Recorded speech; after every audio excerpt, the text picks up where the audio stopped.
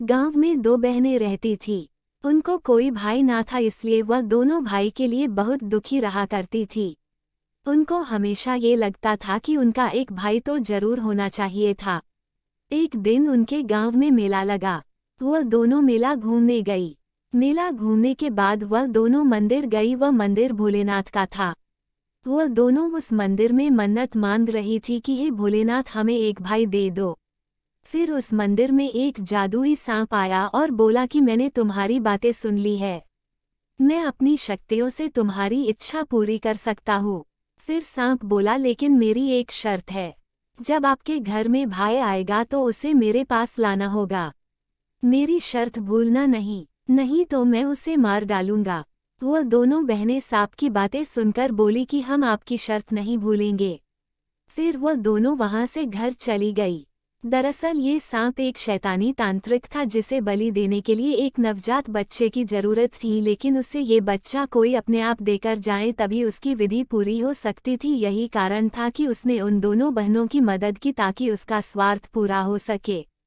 फिर कुछ महीनों बाद उन बहनों के घर में भाई हुआ और उनका परिवार बहुत खुश हो गया, और उन दोनों ने जो सांप को वचन दिया था वह दोनों उस वचन को भूल गई। कई साल बीत गए। फिर उनका भाई बड़ा हुआ और उसकी शादी तय हुई।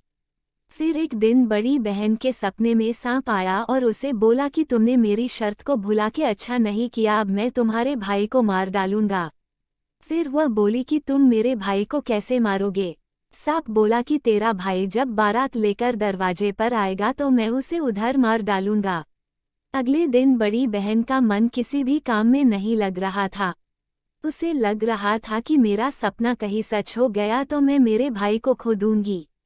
वह बहुत सोचने लगी। बहुत सोचने के बाद उसे एक तरकीब सूझी।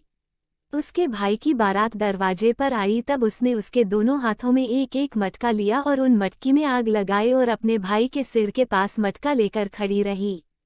फिर वो शैतानी तांत्रिक सांप के रूप में जैसे ही उसके भाई को मारने आया तो वह उस आग के मटके में गिर गया और जलकर मर गया।